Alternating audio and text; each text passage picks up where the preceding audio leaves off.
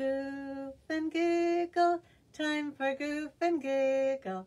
Goof and giggle, it's fun for you. Are you ready to get started? Welcome to Goof and Giggle. Our first Storytime book today is Thanksgiving with the Tappletons. Here we go.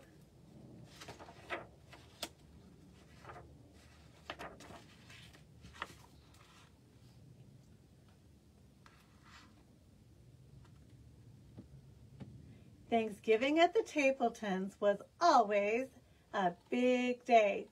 Thanksgiving at the Tappletons means, of course, the Tappleton family. Mr. Tappleton, Mrs. Tappleton, Jenny Tappleton, Kenny Tappleton, and Grandmother and Grandfather Tappleton. And Aunt Hetty and Uncle Fritz. And most certainly, of course, the turkey and the trimmings. Can you say Tappleton? That's kind of a fun name to say, isn't it? Tappleton, Tappleton.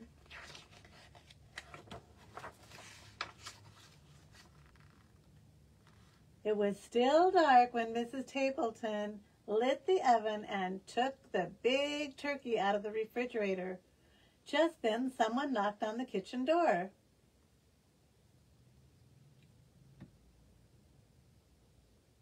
It was Mike, the milkman. Good morning, Mrs. Tappleton. I thought you might like some eggnog. As Mrs. Tappleton reached for the eggnog, the turkey slipped from under her arm. Now, on a warmer day, this might not have been a problem, but this Thanksgiving day was quite cold, and the step was covered with ice. Oh no, what's going to happen?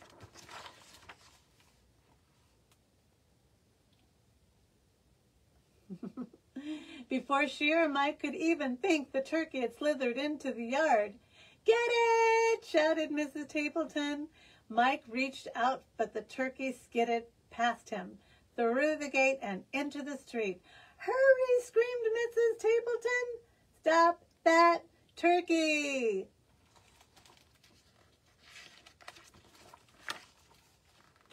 Then the milkman chased the turkey.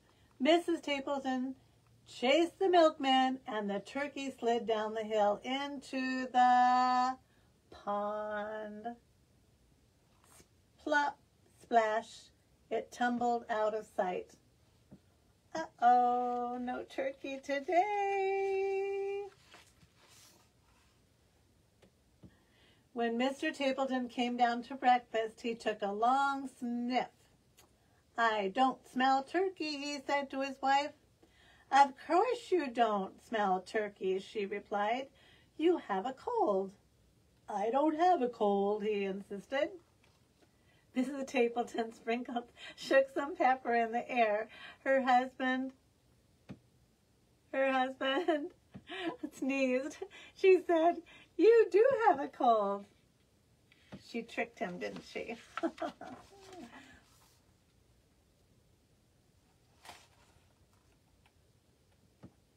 After breakfast, Mr. Tappleton put on his coat and scarf and hat and gloves. I'm going to the bakery to buy our pies. Mrs. Tappleton handed him his boots. Wear these, she said. I know for a fact that it is quite slippery out today. Sim's bakery was so crowded the line reached out onto the sidewalk. Mr. Tappleton hated to wait in long lines, so he went to the diner for a cup of coffee. That sounds kind of good, but by the time he got back, the long line was gone, and so were the pies. No pumpkin, no mince, no rhubarb, nothing. Mr. Tappleton was afraid to go home with nothing. 2 boxes tied up with string, please, he said. Mrs. Sim stared at him. You mean the 2 empty boxes? That's right. My, they feel light, remarked Mrs. Tappleton. Certainly they are light, retorted Mr. Tappleton. Mrs. Sims prides herself on how light her pies are. There's no pies in there. Silly, silly, silly. Mrs. Tappleton sat at the table. She called to her son, Kenny, you make the salad. There's lettuce in the crisper and carrots and radishes too. Kenny's face grew pale. Just yesterday he emptied the crisper and fed all the vegetables to the rabbits in Mrs. Butterworth's class. Oops. How could he tell his mother? He couldn't. So he covered the empty salad bowl with aluminum foil and stuck it back in the refrigerator. Sneakiness going on this Thanksgiving, huh?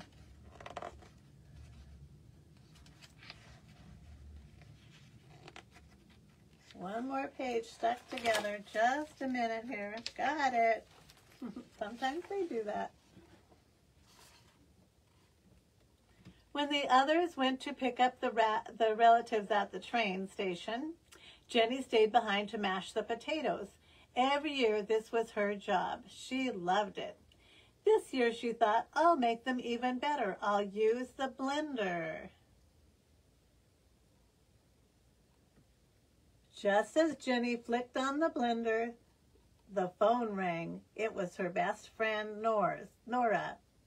If there was one thing Jenny loved to do better than mashed potatoes, it was to talk to Nora, sorry. Jenny talked and talked and talked to Nora, and she might still be talking today, but not for a wet plump of something that hit her in the back of the head. She turned to see what it was. Splat! Another plump hit her in the face. The blender was going wild. The mashed potatoes were flying everywhere. Oh dear.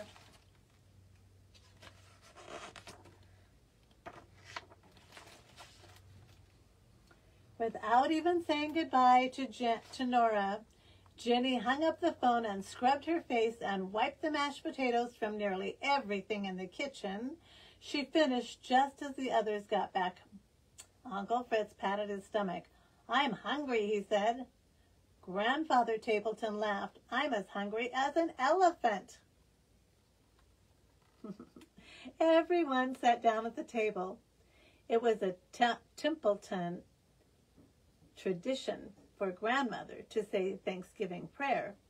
As soon as the turkey is ready, she smiled. I'm hungry as 2 elephants, said grandfather.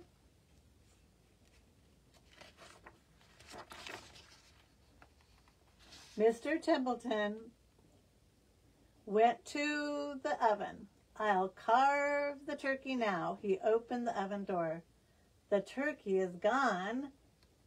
Mr. Tappleton searched on the table and under the table and in the kitchen cabinet. He looked in the sink and the broom closet. I can't find the turkey anywhere.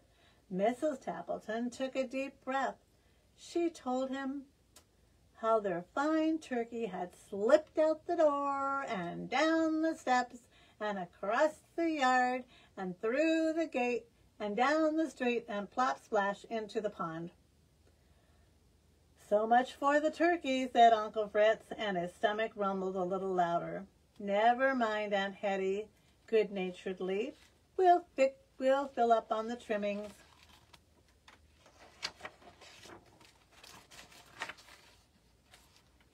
I'll get the salad, Jenny announced. Then grandmother can say a prayer. Jenny set the bowl on the table and peeled off the aluminum foil. Everyone stared at the salad that was not there.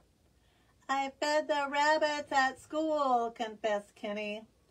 Uncle Fritz looked downright gloomy. So much for the salad, his stomach rumbled again. I'm hungry as 3 elephants, sighed grandfather. Kenny jumped up. We'll have Jenny's mashed potatoes. He brought the pot from the kitchen and lifted the lid. I was on the phone, said Jenny meekly, and the blender went wild. So much for potatoes, Uncle Fritz's stomach rumbled even more. I'm as hungry as 4 elephants, Grandfather said. I bet he is. There's no food on that Thanksgiving table. The pies, cried Mrs. Tappleton. I'll get the pies.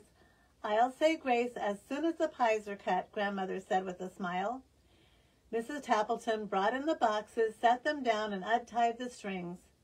You brought home 2 empty boxes? She glared at Mr. Tappleton, who covered his ears. 5 elephants, growled Grandpa. The dining room was quiet. Everyone looked down at the empty table. Uncle Fritz muttered something that he could not be heard about with the rumble of his stomach. A tear rolled down Jenny's cheek. No Thanksgiving dinner, she sniffed. Nothing to say a prayer for, sighed Kenny.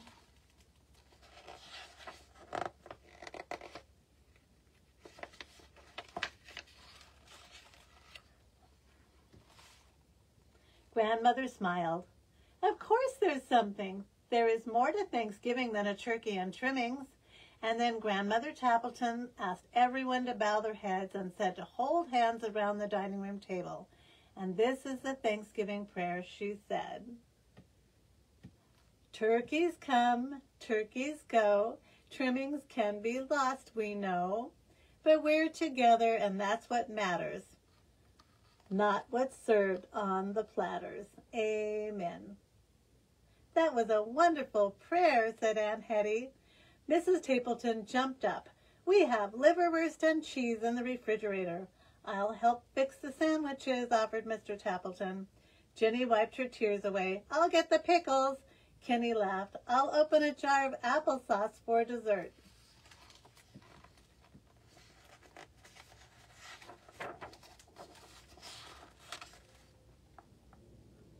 And so the Tappletons had their Thanksgiving dinner after all.